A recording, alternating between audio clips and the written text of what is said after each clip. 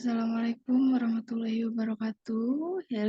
Hello everybody. My name is Anggi Puspitasari. You can call me Anggi. My student ID number is 289225032. My study program is management with English course with a teacher Miss Tiara Diansari.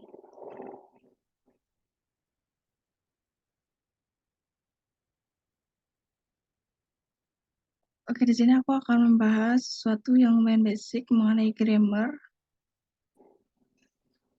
Sekarang materinya kita awali dengan apa itu grammar. Grammar merupakan rule atau aturan mengenai cara untuk menyusun suatu kalimat yang benar di dalam bahasa Inggris, yaitu untuk menyusun grammatical construction yang benar. Dalam suatu kalimat, misalnya nih aku kasih contoh dalam bahasa Indonesia, Ali makan buah di ruang makan, di mana Ali sebagai subjek, makan sebagai predikat, buah sebagai objek, di ruang makan sebagai keterangan. Dalam hal ini keterangannya menunjukkan suatu tempat, dan aku kasih contoh yang bahasa Inggrisnya. Ali eats fruit in the dining room. Alinya itu subjek, verbnya itu it's-nya itu verb, fruit itu sebagai objek atau komplement, in the dining room itu sebagai modifier atau keterangannya. Ini kan dalam kalimat ini pasti ada subjek, predikat, objek, keterangannya. Nah, di dalam grammar ini kita itu mempelajari materi-materi tentang grammar yang baik. Bagaimana menentukan subjek yang benar, predikat yang benar, objek yang benar, dan modifier atau keterangannya yang benar itu bagaimana. Nah, tentunya sebelum kita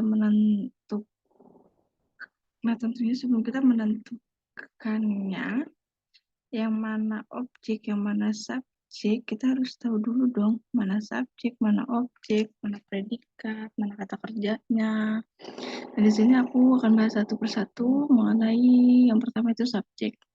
Subjek itu biasanya diawali dengan orang, benda, atau hewan.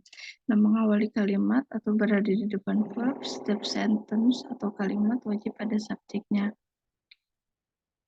Yang tadi aku bilang, subjek biasanya itu paling sering diawali dengan orang ya. Tapi dari kata orang itu bisa diganti dengan ayu, dewi, she, he, or it. Subjek juga biasanya berupa kata benda, tapi kata bendanya di sini ada yang berupa single noun. Contohnya itu big table, book, milk. Contoh kalimat itu seperti ini. Milk contains calcium. Atau yang kedua ada non-pras atau prasakata benda. Itu kumpulan kata-kata, tetapi sebenarnya intinya kata benda juga satu kesatuan kata benda yang posisinya di dalam kalimat itu hanya menempati satu fungsi saja, yaitu subjek. Contohnya itu ada a card, the shop, atau read book. Ini contoh kalimatnya yaitu new read car is in the garage. Jadi ini tuh nggak cuma satu kata aja, ada beberapa kata. Nah, ini tuh suatu kumpulan kata-kata, tapi intinya itu kata benda juga, dan itu termasuk ke dalam subjek. Nah, yang kedua ada verb. Verb itu merupakan suatu kata kerja. Kata kerjanya itu ada yang kata kerja beraturan dan kata kerja tidak beraturan. Nah, itu terbagi menjadi 3, yaitu verb 1, verb 2, verb 3. Tapi biasanya itu mengikuti subjek. Jadi subjek terlebih dahulu, baru kata bendanya. Nah, menunjukkan aksi yang dilakukan oleh subjek dalam kalimat, setiap kalimat atau sentence wajib pada verbnya. Jadi setelah subjek itu disusul dengan verb atau kata kerjanya. Nah, itu kata kerja itu selalu berada di belakang subjek.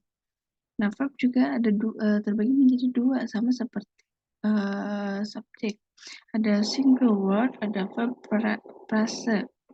Nah, contohnya dari single word itu, they bought a new house, atau she loved dancing. Nah, jadi di sini tuh bought-nya itu merupakan single word, and love-nya itu merupakan dari single word.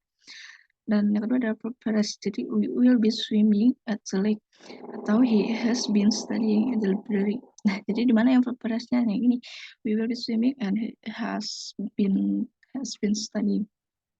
Nah, lanjut yang ketiga yaitu ada pembahasan tentang objek. Objek juga biasanya tuh kata benda atau, orang. Nah, kata orangnya tuh juga bisa diganti menjadi me, you, them, us, her, him, atau it. Nah, biasanya berupa nouns, atau non frase, mengikuti verb. Jadi subjek, kata kerja, objek. Nah, setiap sentence atau kalimat tidak wajib pada objeknya. Nah, objek juga sama, terbagi menjadi dua, ada single noun, ada non frase. Nah, contohnya, she saw John at the store. Atau my mother is cooking dinner tonight. Di mana single noun-nya di si John. John ini merupakan orang ya. Dan dinner. Kalau dinner itu bukan orang, tapi suatu apa ya, kejadian atau ya pokoknya kejadian yang satu sedang dialami. Nah, yang kedua ada non frase. Contohnya itu they book a new house atau Priyanka releases new album. Nah, di they book a new house yang mana kata non frasenya itu yang new house karena tidak cuma ada satu kata, tapi ada beberapa kata. Nah, yang Priyanka juga sama ada di new album, berarti ada di beberapa kata. Nah, yang terakhir itu ada modifier atau keterangan. Modifier atau keterangan biasanya menerangkan tentang waktu atau tempat. Setiap sentence tidak wajib ada modifiernya. Seringkali berada di belakang kalimat setelah objek, bisa lebih dari satu. Jadi subjek, kata kerja atau verb, objek, atau komplement. Nah, yang terakhir itu modifier atau keterangan. Nah, modifier juga sama, ada dua, ada professional press. Contohnya itu she showed John at the store. Nah, ini bagian professional press ini tuh ada at the store. Nah, yang kedua ada adverb atau adverbial press. Contohnya itu Zara bought a book yesterday. Nah, di bagian yesterday-nya ini yang menjadi adverbial press-nya. Oke, sekian. Terima kasih. Wassalamualaikum warahmatullahi wabarakatuh.